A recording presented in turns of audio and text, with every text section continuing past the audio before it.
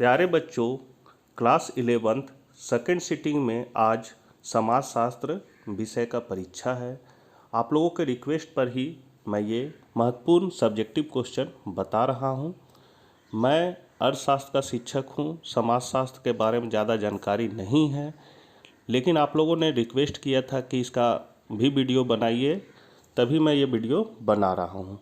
शुरू करने से पहले आपसे रिक्वेस्ट है कि अपने चैनल इकोनॉमिक्स प्लस पर नए हैं तो चैनल को जरूर सब्सक्राइब कर ले, बेल आइकन दबा ले, ऑल नोटिफिकेशन भी ऑन कर ले और समाजशास्त्र के बच्चों तक यह वीडियो जरूर शेयर करें। तो चलिए हम लोग आज कुछ नया सीखते हैं।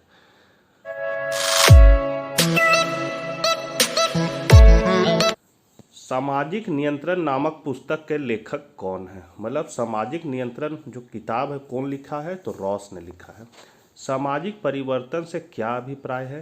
तो परिवर्तन मतलब सामाजिक परिवर्तन मतलब समाज में क्या बदलाव है, क्या कैसे बदलाव हो रहा है, उससे आप क्या समझते हैं? तो परिवर्तन प्रकृति का नियम है। मतलब हर चीज़ में बदलाव क्या है? प्रकृति का नियम है। समय के साथ सभी बदलते हैं और प्रत्येक समाज में परिवर्तन की प्रक्रिया निरंतर रूप से चलती रहती है। जोन्स का कहना है कि सामाजिक परिवर्तन वह शब्दावली है जो सामाजिक प्रक्रियाओं, सामाजिक स्वरूपों, सामाजिक अंतःक्रियाओं अथवा सामाजिक संगठन के किसी भी पहलू में परिवर्तन के संबंध में प्रयोग की जाती है। तीसरा है प्रतिस्पर्धा किस समाज की विशेषता है? तो यह है आधुनिक समाज की। मतलब आज कंपटीशन बहुत ज़्यादा बढ़ गया है और ये आधुनिक समाज में और अधिक बढ़ गया है, तो ये आधुनिक समाज की विशेषता है। संस्कृति के भौतिक पक्ष को क्या कहते हैं? तो संस्कृति के भौतिक पक्ष को हम लोग सभ्यता कहते हैं। पांचवा है सोशियोलॉजी की अवधारणा का सृजन किसने किया? मतलब किसने बनाया है, किसने बताया है? तो सी राइट्स मिल्स के अनुसार सत्ता का तात्पर्य निर्णय लेने के अधिकार तथा दूसरे व्यक्तियों के व्यवहार को अपनी इच्छा अनुसार तथा संबंधित व्यक्तियों की इच्छा के विरुद्ध प्रभावित करने की क्षमता है। कहने मतलब है जो सत्ता है वो क्या है? तो एक निर्णय लेने का अधिकार है और दूसरा पर अपना निर्णय को थोपने का अधिकार है, उससे अपना काम करवाने का एक अधिकार बन जाता है सत्ता। सामाजिक परिवर्तन के प्रौद्योगिकी कारक व्याख्या करें। तो सामाजिक परिवर्तन का एक मुख्य स्रोत प्रौद्योगिकी कारक है। प्रौद्योगिकी कारक का प्रभाव मानव जीवन तथा समाज पर विभिन्न प्रकार से पड़ता है। मैकाइवर ने इसके प्रभाव को दो भागों में बांटा है, प्रत्यक्ष प्रभाव और अप्रत्यक्ष प्रभाव। प्रौद्योगिकी के प्रत्यक्ष प्रभाव, इसके प्रत्यक्ष प्रभाव मानव को निम्नवत स्पष्ट किया जा सकता है। नवीन श्रम संगठन, तो प्रौद्योगिकी के विकास के कारण बड़े बड़े औद्योगिक संस्थाओं की स्थापना है। प्रौद्योगिकी मतलब होता है उद्योग धंधा का विकास करना, और इससे क्या प्रभाव पड़ा है? तो दो प्रभाव, डायरेक्ट से रूप से क्या प्रभाव पड़ा है और इनडायरेक्ट क्या प्रभाव पड़ा है। तो इसमें क्या हुआ कि नवीन श्रम संगठन का निर्माण हुआ। पहला पॉइंट इसका में डील है कि प्रौद्योगिकी के विकास के कारण बड़े बड़े औद्योगिक संस्थाओं की स्थापना हुई जिसमें बड़ी संख्या में श्रमिकों का कार्य करना आवश्यक हो गया। इस स्थिति में शोषण से बचने के लिए तथा सुविधा के लिए श्रम का नवीन संगठन अनिवार्य हो गया। मतलब पूंजीपति लोग श्रमिक का ज़्यादा शोषण ना करें, ज़्यादा उनसे काम ना ले, ज़्यादा घंटा तक काम ना ले, समय समय पर वेतन दे, इसके लिए सभी श्रमिकों ने अपना एक संगठन बनाया और संगठन का एक लीडर भी बनाया। दूसरा है विशेषीकरण। इसका डील है पहले व्यक्ति हर काम को कर सकता था, परंतु प्रौद्योगिकी के फलस्वरूप उत्पादन बड़े पैमाने पर होने लगा। इस प्रकार के उत्पादन कार्य में श्रम विभाजन एवं विशेषीकरण की आवश्यकता पड़ती है। मतलब जब बहुत बड़े पैमाने पर उत्पादन जब होता है तो काम का क्या कर दिया जाता है? बंटवारा कर दिया कि आपको ये काम करना, आपको वो काम करना। इसी को हम लोग श्रम विभाजन कहते हैं। प्रौद्योगिकी के अप्रत्यक्ष प्रभाव, इसके अप्रत्यक्ष प्रभाव निम्नलिखित पहला है बेरोजगारी। तो इसका डील है बेरोजगारी के विकास के कारण कुटीर उद्योग धंधों पर प्रतिकूल प्रभाव पड़ा, जिससे उसमें काम करने वाले लोग बेरोजगार हो गए, बेकार हो गए। कहने मतलब है कि जब फैक्ट्री में सामान बनने लगा तो जो हाथ से कपड़ा बुनते थे या घर में उद्योग धंधा चला रहे थे उन लोग का सामान क्या हुआ? बिकने नहीं लगा बाजार में और उन लोग का उद्योग धंधा चौपट हो गया।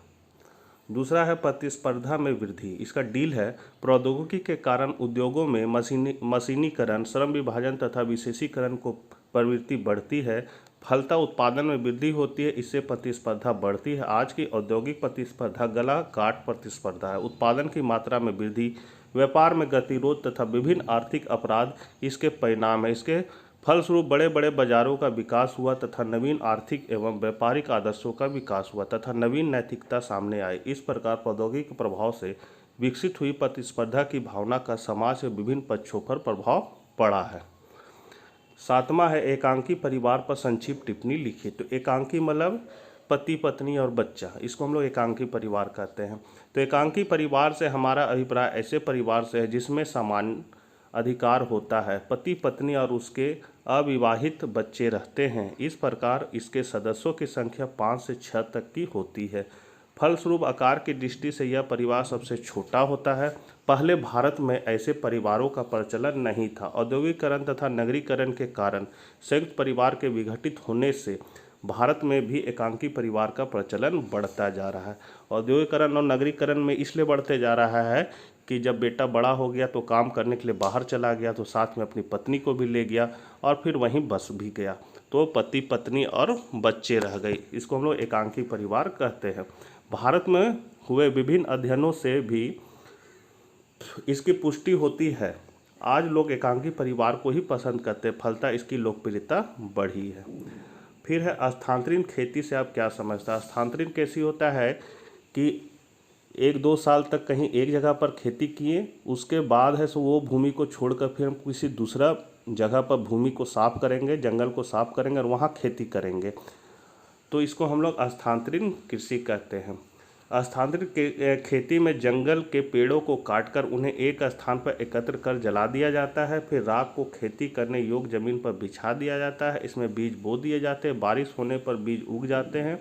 जब 1-2 वर्ष के बाद उस स्थान को भूमि की उर्वरा शक्ति, यहाँ हो जाएगा भूमि की, उस स्थान की भूमि की उर्वरा शक्ति समाप्त हो जाती है तो स्थान परिवर्तन करके दूसरे स्थान पर इसी प्रकार की खेती की जाती है। मतलब एक जगह जब खेती हो गया और देख रहे हैं अब यहाँ से पैदावार मेरा कम हो रहा है, मतलब भूमि की उर्वरा शक्ति कम हो गया है, तो अब उस जगह को छोड़कर दूसरा जगह हम लोग खेती करेंगे, इसलिए इसे स्थानांतरित खेती कहा जाता है। इस प्रकार की खेती में मोटा अनाज जौ बाजरा मटर चना आदि उत्पन्न हो पाते हैं। कुल उत्पादन कम होता है। सामूहिक आवश्यकताओं की पूर्ति के बाद विनिमय के लिए अनाज नहीं बचता। इस प्रकार की खेती सामूहिक स्तर पर होती है, मतलब मिलजुल कर खेती होती है। और लास्ट क्वेश्चन है औपचारिक शिक्षा का अभिप्राय क्या है।